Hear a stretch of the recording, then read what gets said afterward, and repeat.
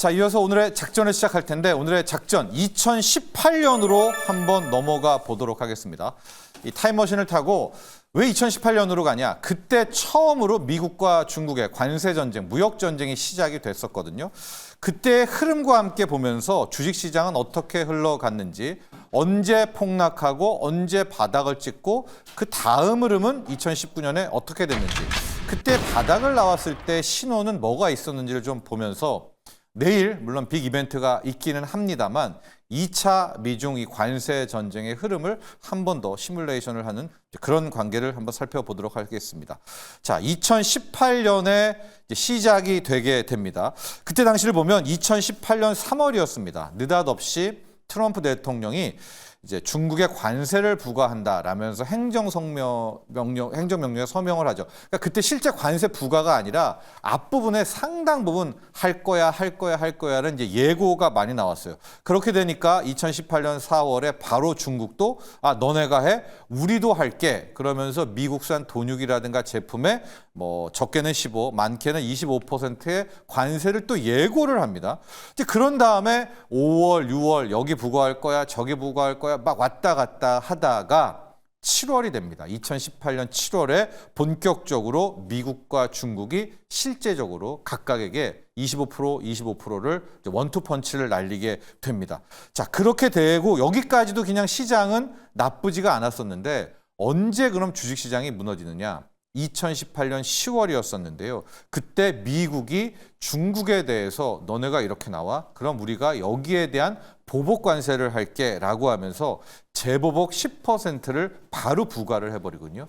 이때부터 시장은 그대로 무너지게 됩니다. 완전히 급락을 하게 되고 이제 그렇게 되니까 부랴부랴 막 미국, 중국도 애가 타고 트럼프도 그땐 좀 이제 당황했거든요. 그래서 그해 12월입니다. 2018년 12월에 G20 정상회의에서 미국과 중국이 만나서 우리 이러지 말자, 협상을 시작하자라고 해서 처음으로 협상을 시작을 해요. 근데 2018년 12월에 우리는 이 정도면은 주식 하락이 끝날 것 같다라고 생각을 했지만 한 번 더 밀립니다. 그러면 언제 바닥이 나왔느냐?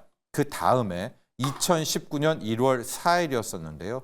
오히려 이 바닥을 만든 사람은 제롬 파월 연준 의장이었습니다. 연준 의장이 그 애틀란타 경제학회에 나와가지고 연설을 하면서 시장도 빠지고 뭐 인플레도 어쩌고 저쩌고 하면서 사실상 금리 인상을 끝낸다라는 발언.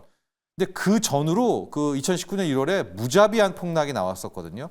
그 파월의 금리 인상 종료. 본격적으로 인상을 안 하면 인하겠죠. 그 인상 종료를 하게 되면서 시장은 바닥이 나왔고 이후부터 쭉 올라가면서 2019년 내내 이제 시장은 오르게 됩니다.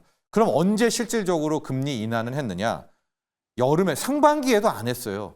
7월에 연준은 금리 인하를 했음에도 불구하고 이제 우리가 그걸 보험성 금리 인하라고 얘기하죠. 그러나 금리 인하를 했냐 안 했냐와 상관없이 2019년 1월에 했던 파월의 말, 그거 하나 믿고 6개월 내내 이제 시장에 갔었거든요. 근데 여기까지가 큰 틀의 흐름인데 저희가 그걸 일단 여러분들 좀 편하게 표로 한번 준비를 했습니다. 2018년에 S&P 500 흐름을 이제 어떻게 됐는지를 보시면서 한번 더 리뷰를 해드리면 이제 3월에 앞서도 얘기했지만 트럼프 대통령이 중국에 대한 관세 행정명령에 서명을 하죠. 그때까지만 해도 시장은 저거 협상용이야, 아무것도 아니야. 뭐 중국도 뭐 반격하고 하는데 쭉 보시면은 시장이 안 무너져요. 쭉쭉쭉쭉쭉쭉 가다가 언제 무너지느냐? 2018년 10월.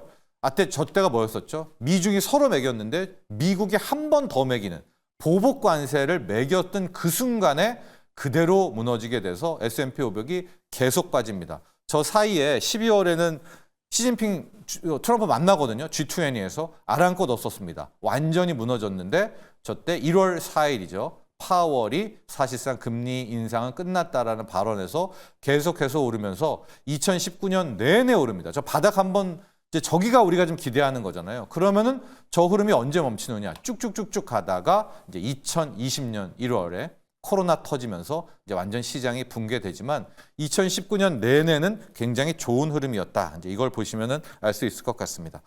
자, 지금 다시 돌아보면은 그 코로나가 떠오르죠. 저 그림 보면 코로나가 진짜 한편의 영화처럼 다가왔는데 쭉 주식이 가다가 2019년 12월 31일 마지막 날이었습니다. 그때 약간 이제는 추억 얘기가 됐지만 우한 바이러스 연구소에서 WHO에 전화를 걸어서 이 세상에 듣도 보도 못한 바이러스가 나왔다. 코로나 터지면서 이제 시장이 2020년 완전히 무너지게 되는데, 자, 지금부터는 이제 이거죠. 저걸 보면은 트럼프의 관세 전쟁, 미중의 관세 전쟁 쇼크 막을 사람 파월밖에 없는 건데, 파월이 완화적 발언을 할지 안 할지를 모르잖아요. 그러면은 어떤 계기가 나와야지 파월이 완화적 발언을 하게 되느냐. 여러 가지 이야기가 있죠. 고용이 망가져야 된다. 물가가 떨어져야 된다. 그런데 그때 당시를 돌아가 보면 왜 파월이 저 당시에 2019년 1월 4일 날 이렇게 완화적 발언, 금리 인상을 멈추게 됐느냐. 하나의 신호, 명확한 신호가 있었는데 그게 미국의 10년물 국채 금리였다라는 겁니다.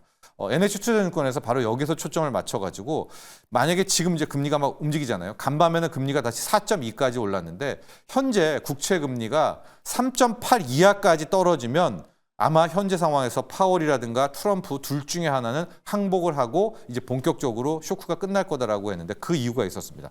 당시에 2019년에 이제 국채 금리의 흐름 한번 차트를 보시면은 저때 어떤 일이 벌어졌는가? 아무 이유 없이 2018년 말부터 19년에 미국의 10년물 금리가 대폭락을 하게 되거든요. 직전 고점 대비 50bp 넘는 금리 하락이 나오게 됩니다. 그때 한번 그림을 보도록 할까요? 2019년 저때입니다. 2019년 1월 4일 날 파월이 사실상 금리 인상 종결한다는 발언이 나오잖아요. 그 전에 10월, 11월, 12월에 보십시오. 거의 3.6 정도 되던 저 미국의 10년물 금리가 50bp 이상 그냥 빠져버리죠. 그래서 2.5, 2.4까지 떨어지니까 저때 파월이 항복 선언을 하거든요. 저렇다라는 것을 보면 이번에도 파월이 언제 금리 인하 발언해 줄까, 트럼프가 언제 중국이랑 협력할까, 딴 거, 말 같은 거 보지 마시고 10년물 금리만 하나 봐라. 그래서 지금 한 이제 4.2까지 다시 올라왔는데 이게 4.0 그리고 3.8을 깨고 완전히 이탈할 때 그때가 본격적인 주식 타이밍이다. 약간 헷갈리죠. 오히려 간밤에 보면 달러도 강세가 되고 10년물 금리가 올랐는데 주식이 오르잖아요. 이거는 현재는 가짜 상승이다라는 겁니다. 작년 2019년을 놓고 보면 오히려 금리가 떨어져서 시장이 망가지는 요 순간에 주식 바닥이 나온다라는 또 하나의, 이게 이제 요번에도 100% 맞는다는 것은 없지만 지난 2018년, 19년의 흐름을 본다면 언제 파월이 금리 완화, 인하 발언을 할까? 10년물 금리가 많이 빠질 때 3.8%를 꼭 기억하셔서 그 이탈을 주식 매수 타이밍으로 잡아라. 또 이런 조언을 함께 해드리고 싶습니다.